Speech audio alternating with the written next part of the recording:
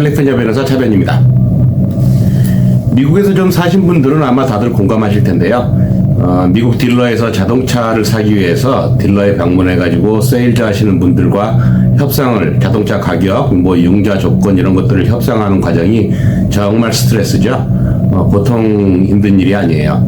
아무리 미리 철저하게 준비를 하고 가격 다 알아보고 야무지게 꼼꼼하게 그렇게 협상에 임한다 하더라도 결국은 차를 사고 집에 와 돌아와서 생각하면 좀 바가지를 썼다, 남들보다 비싸게 주고 샀다라는 자괴감이 들 수밖에 없죠. 이게 어떻게 보면 자본주의 끝판왕인 이런 미국 시스템에서 비롯된 현상이기도 한데, 뭐 간단하게 말하면 돈 많은 사람, 신용 등급이 높겠죠.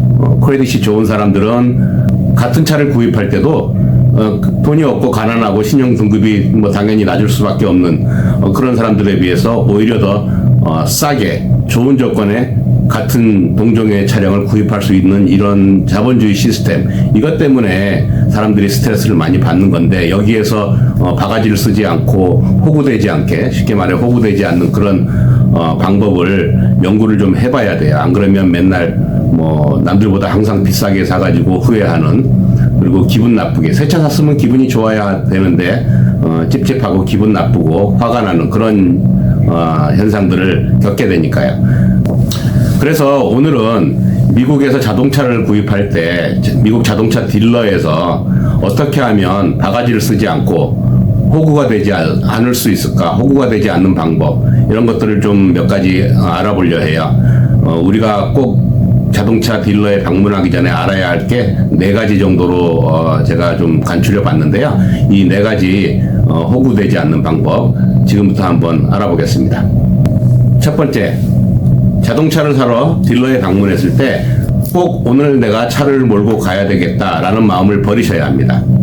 다시 말해, 협상 중에 마음에 들지 않거나 아까 했던 말과 다른 말을 하거나 광고에 나와 있던 그 가격과 이 세일즈맨이 말하는 이 가격이 현저히 차이가 나서 이건 뭐 말도 안 된다 싶으면 바로 일어설 준비를 하셔야 됩니다. 거기서 계속 붙어가지고 깎아봐야 소용없는 거고요. 일어서서 오늘 안 사도 괜찮다라는 마음을 꼭 가지고 일어서서 나가시면, 그쪽에서 잡든가 아니면 뭐 연락처를 주고받은 게 있다면 뭐 또 그 다음날 전화가 와요. 다시 한번 협상을 하자고, 최대한 맞춰주겠다고 이렇게 또 전화가 오기도 하고, 그러니까 꼭 그날 사인하고 차를 몰고 가야겠다는 생각만 없으면 더 유리한 위치를 차지하고 협상을 할 수가 있겠죠. 이런 마음이 없으면 협상 도중에 조금 마음에 들지 않는 그런, 또 심지어 거짓말을 했다 하더라도 바로 일어설 수가 없잖아요. 한국 사람들의 특성이기도 한 것 같은데 괜히 그 상대방한테 미안하거나 또는 매너가 아니다 싶을 수 있다고 생각하거나, 뭐 대부분 내가 조금 손해 보더라도 상대방한테 어떤 배려심 이런 것들 때문에 바로 뭐 단호하게 일어서서 오케이, I'm sorry 그리고 나가는 그런 행동을 한국 사람들이 잘 못해요. 하지만 이 미국 사람들은 조금 문화가 다르죠. 뭐 대부분의 사람들이 다 공통적이겠지만 집을 사거나 자동차를 사거나 하는 경우에는 인생에서 가장 큰 소비 중에 하나잖아요. 집과 자동차, 뭐 보통 일반 사람들한테는 아주 큰 소비 결정을 필요로 하는데, 이런 소비나 투자 뭐 이런 것들을 결정하는데 그렇게 쉽게 뭐 정에 이끌려서 매너 때문에 남을 배려하는, 상대방을 배려하는 그런 것 때문에 이런 엄청나게 큰 투자를 하거나 소비를 해야 되는 이 상황에 경솔하게 행동을 할 수는 없잖아요. 미국 사람들은 그렇기 때문에 보통 자동차를 사러 딜러 쇼핑을 가는데 첫 번째 방문하는 딜러에서 사는 경우가 거의 없습니다.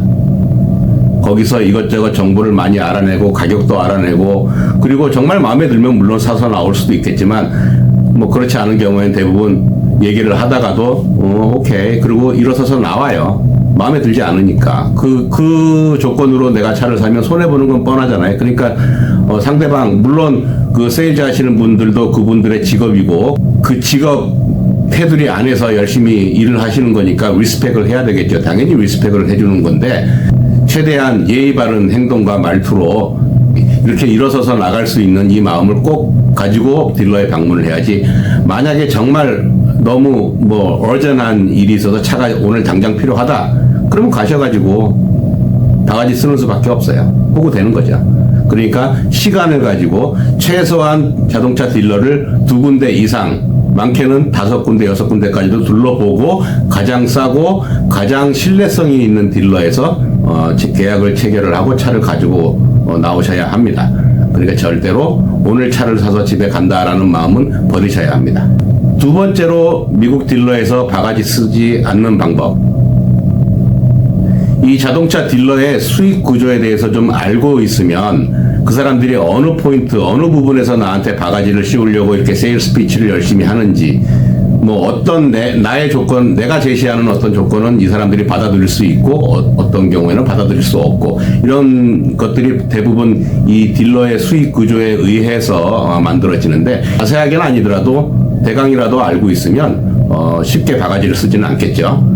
이 딜러의 수익 구조가 어떻게 되냐면, 첫 번째, 물론 자동차를 팔아서 생기는 판매 수익이 있겠죠. 보통 10%, 20%, 많게는 30% 이렇게 manufacturer, 그 제조사한테 자기들이 자동차를 미리 구입을 하고 그 다음에 그걸 팔아서 생기는 그 구입가와 판매가의 그 마진 차이에서 수익이 생기는 그 구조가 첫 번째고, 두 번째, 이제 바이어가 트레이딩을 하는 경우가 있죠. 내가 타고 있던 이 오래된 차, 중고차를 딜러한테 팔고 내가 새 차를 구입하는 이런 트레이딩하는 그런 딜에서 이 딜러에서는 중고차를 매입하는 과정에 또 수익이 발생을 하고, 또 새 차를 팔아서 또 수익이 발생하고, 또 이중 수익의 구조가 있어요. 그러니까 이 중고차를 팔 때도 조심해서 잘 팔아야 되는데, 이것도 뒤에 가서 좀 설명을 해드리겠습니다.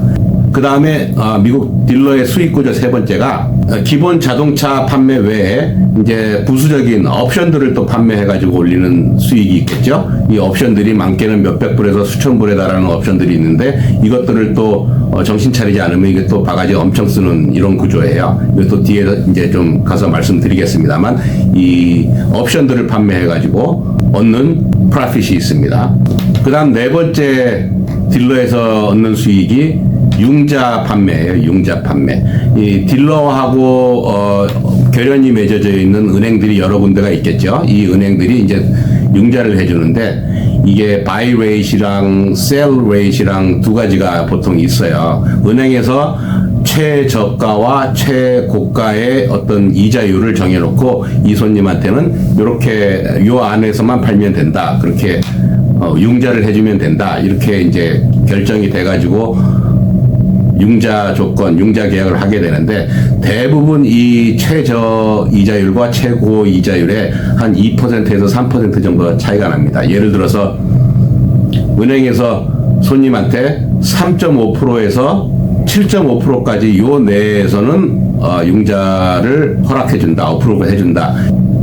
이렇게 되면 이제 딜러에서 보통 3.5에서 7.5, 약 4% 정도까지의 어떤 룸이 생기는 거잖아요. 그러니까 7.5%의 이자율로 사인을 받으면 4% 정도의 이득이 생기는 거고, 뭐 좀 똑똑한 이 바이어가 거기서 깎아가지고 뭐 한 5.5% 또는 4.5% 그러면 1%나 2% 정도의 이제 융자 차액에서, 융자 이자율 차액에서 이득이 생기는 그런 구조가 되겠습니다.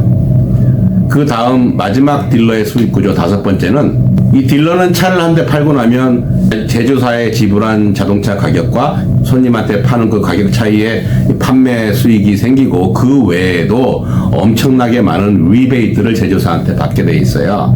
그런 뭐 광고비라든지 뭐 메인테넌스라든지 뭐 어떤 뭐 스토리지라든지 융자라든지 뭐 여러 가지 어떤 캐터고리 안에서 이제 제조사한테 리베이트를 받는데, 이것도 자동차 가격의 10% 20% 그 사이에서 보통 책정이 돼요. 그러니까 차를 한 대 팔면 이런 5가지 정도의 수익 구조 때문에 사실은 굉장히 프로핏이 많이 남는 그런 비즈니스가 되겠어요. 그러니까 이 미국 딜러에 있는 이 수익 구조, 이거를 뭐 대충이라도 이렇게 알고 있으면 내가 딜러에서 제시하는 가격을 충분히 깎을 수 있는 그런 아이디어가 있잖아요. 룸이 있죠. 당신들이 이 가격 다 팔면 뭐 예를 들어서 인보이스 가격과 스티커 프라이스가 있고, 그 다음에 아웃도어 프라이스라는 게 있는데, 딜러에서 제시하는 가격을 제대로 다 주고 산다면 이 사람들은 엄청난 수익을 얻는 거죠.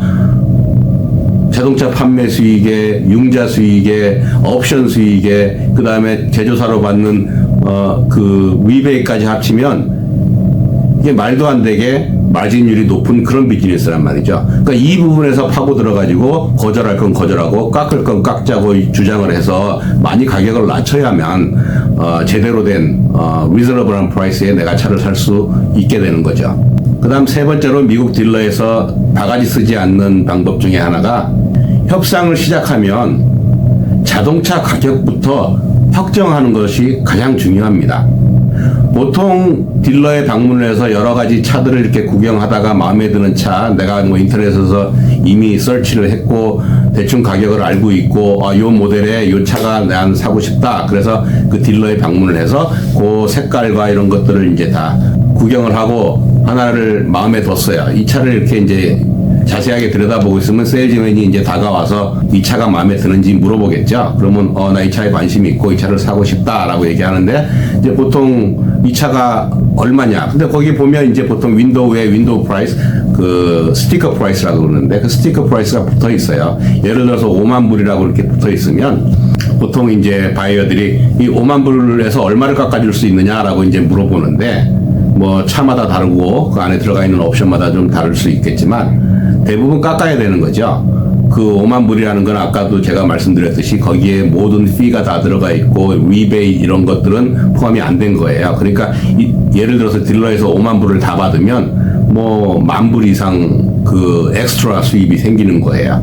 그러니까 거기서 이제 깎을 수 있는지를 물어봐야 되는데 보통 이 차 가격 실제 가격이 그러니까 아웃도어 프라이스가 얼마냐고 이제 세일즈맨한테 물어보면 대부분 공통적으로 세일즈맨들은 그 아웃도어 프라이스를 말해주지 않습니다. 오히려 손님한테 한 달에 뭐 월페이면 어느 정도 생각하느냐 이렇게 물어보죠. 이럴 때 예를 들어서 내가 뭐 한 달에 500불에서 600불 정도 생각하고 있다 이렇게 말하면 이미 그 딜은 망한 거예요. 이 세일즈맨이 알고 싶은 정보는 이 사람이 이 차를 꼭 사고 싶은 사람인지 살 수 있는 능력이 있는 사람인지 월페이먼이 적정하게 이미 준비가 되어 있는 사람인지를 알고 싶은데 그걸 다 알고 나면 이 사람들은 이제부터 나에 대한 정보를 다 갖고 있는 거랑 마찬가지인 거거든요. 내 정보를 다 갖고 있으니까 나는 뭐 속수무책이죠. 그 사람들은 내가 500에서 600 한 달에 월페이먼을 생각하고 있다고 얘기했으니 절대로 500불 밑에 600불 밑으로는 차를 살 수가 없어요. 그거보다 낮은 등급의 차를 또 만약에 그 차를 700불 800불부터 이제 부르고 시작할 텐데 그게 이제 그 정도는 내가 버짓이 안 되니까 못 산다 뭐 이렇게 나오면 이제 그러면 500불 600불에 맞춰준다면서 그거보다 등급이 낮은 차를 또 제시하게 되겠죠. 뭐 이런 식으로 머리가 아픈 일을 엄청난 그런 체력 소모 시간 낭비 이런 일들을 하게 돼요. 그게 어디서부터 시작하냐면 나의 파이낸스 정보 나의 파이낸셜 인포메이션들을 딜러에 이미 다 까버렸기 때문에 나는 대항할 무기가 없는 거죠. 그래서 이럴 경우에는 절대로 내 파이낸셜 인포메이션을 상대방한테 알려주시면 안 돼요. 만약에 딜러가 한 달에 월페이먼은 어느 정도로 생각하고 있느냐라고 물어봤을 때는 글쎄 월페이먼은 내가 이미 뭐 생각하고 있는 어떤 수치가 있지만 나는 이 차 가격부터 먼저 알아야 되겠다. 차 가격을 알아야지 뭐 내가 3년 리스를 할 건지 아니면 3년 파이낸스를 할 건지 5년 파이낸스를 할 건지 아니면 캐시 주고 살 수도 있고 또는 내가 내 주거래 은행에서 이미 프리 어프로브 받은 게 있기 때문에 그걸로 뭐 다 페이하고 살 거다. 뭐 이런 어떤 나한테도 여러 가지 옵션들이 있는데 차 가격이 결정되지 않은 상태에서는 그런 옵션들이 사실은 무의미하죠. 차 가격이 안 결정됐는데 한 달에 500불, 한 달에 700불. 그럼 차 가격은 그 월페이먼을 결정하는 그 상황에 따라서 이렇게 올라갔다 내려갔다 하는 거예요. 그게 말이 안 되는 딜이잖아요. 나는 차를 사러 왔지 융자를 사러 온 게 아니거든요. 그러니까 차를 사러 갔기 때문에 차 가격을 정해 놓으면 그 다음에 이제 융자 이자율을 또 딜을 협상을 해야 돼요. 융자 이자율을 딜을 협상하면 차 가격과 융자 이자율이 확정이 되면 월페이먼은 자동으로 나오는 거죠. 그럼 기계적으로 산수로 나오는 거기 때문에 거기서 바가지를 쓸 일이 없는 거예요. 근데 차의 가격을 정해놓지 않은 상태에서 월페이먼을 딜을 뭐 500불, 600불, 700불, 800불 자꾸 딜을 1시간 넘게 해봐야 아무 의미 없는데 사람들은 그걸 모르고 자꾸 내가 500불 정도가 예상 버짓인데 이 사람이 자꾸 700불을 얘기하니까 500불, 600불 맞추는데 거의 1시간 정도가 소모가 돼서 거의 이제 한 580불까지 내려왔어요. 그러면 산다는 거죠. 이 정도는 할 수 있겠다 싶어서 이 monthly payment에 현혹이 돼가지고 실제 이 자동차 가격을 실제 이 아웃도어 프라이스를 망각하는 거예요. 그러고 나서 집에 와서 보면 당했다 이렇게 생각하는 거죠. 남들은 뭐 한 450불 내는 거를 나는 580불 내야 되잖아요. 그래서 딜러에서 세일즈맨이 아무리 당신의 그 한 달 그 월 페이먼을 어느 정도로 생각하느냐, 너 파이낸스 할 거냐, 뭐 이렇게 자꾸 물어봤을 때는 절대로 거기에 대한 대답을 하시면 안 됩니다. 나는 그냥 이 차 가격이 얼마인지가 제일 궁금하다. 그리고 아까도 말씀드렸듯이 딜이 안 되면 바로 자리를 떠서 집에 오늘 안 산다. 오늘 안 산다라는 마음을 가지고 있어야 돼요. 꼭 차가 필요해도 오늘 안 사고 다음 주 일요일 날 와서 다시 산다. 또는 뭐 내일 와서 다시 산다. 다른 딜러에서도 살 수 있다. 딜러가 엄청 많아요, 미국에는. 서로 경쟁이 심각하기 때문에 우리 딜러에 지금 찾아온 이 손님을 다른 딜러에 뺏긴다? 이건 심각한 타격이죠. 그렇기 때문에 내가 조급하면 협상에서는 항상 집니다. 나는 조급하지 않고 오늘 안 사도 되는 사람이다 라는 것을 보여줘야죠. 나는 꼭 이 차가 필요하고 이 차를 살 사람이지만 딜이 마음에 들지 않으면 나는 절대로 사지 않는다.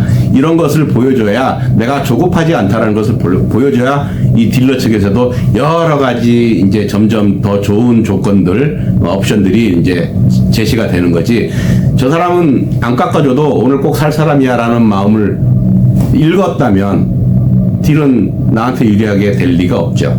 그렇기 때문에 이 딜러에서 자꾸 계속 이 아웃도어 프라이스를 실제 구매 가격을 말해주지 않고 자꾸 다른 질문으로 돌려서 말하거나 결국은 자동차 가격을 확정 지으려고 하는 마음이 없다. 그러면 좀 이상한 거예요. 나한테 바가지 씌우려는 인텐트가 분명히 보이잖아요. 융자 팔아먹으려고 하는 거지 차 팔아먹으려고 하는 게 아니라는 거죠. 그럴 경우에는 단호히 그러면 오케이 땡큐 그리고 집에 가는 거예요. 다른 딜러를 또 가시든지. 절대로 그날 차를 산다 그거 말고요. 그건 안 되고요. 그 다음에 자동차 가격 먼저 확정 짓지 않으면 다른 건 의미가 없습니다.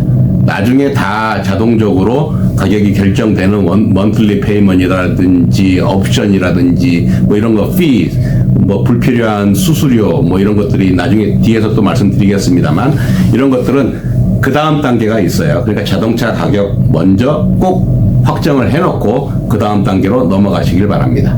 그 다음 딜러에서 바가지 쓰지 않는 방법 네 번째, 융자 이자율을 깎아야 됩니다. 융자 이자율을 깎을 때 무턱대고 이거 너무 높은 거 아닙니까? 이렇게 얘기해봐야 먹히지 않죠. 아까도 말씀드렸듯이 딜러에서는 결연되어 있는 은행하고 융자 이자율에 대한 어느 정도 룸을 가지고 있어요. 3.5%, 7%, 7.5%, 8%, 9%, 그 바이어의 신용 등급에 따라서 이 융자율이 정해져 있는데 내가 예를 들어서 그 차 가격을 5만 불에 결정을 했고 그 다음에 물론 다운페이도 있을 거고 다운페이 정하고 그 다음에 이제 차 가격이 예를 들어서 5만 불을 융자를 한다라고 우리가 가정을 했을 때 뭐 가격이 월페이먼이 나오죠. 그러면 보통 소비자들이 이 월페이먼은 내 버젯에 오버되니까 월페이먼을 좀 깎자라고 얘기를 하는데 그렇게 깎는 건 또 사실 깎아지지도 않고 의미가 없어요. 은행 융자 이자율을 깎아야죠. 그러면 융자 이자율을 얼마로 책정했는지 먼저 확인하셔야 되겠죠. 그럼 예를 들어서 한 7.5%로 책정을 했다. 최고 이자율로 책정한 거예요. 그럼 거기서부터 이제 깎고 내려가야죠. 어떻게 깎느냐면 당신들 바이 레이시 얼마냐라고 물어봐야 돼요.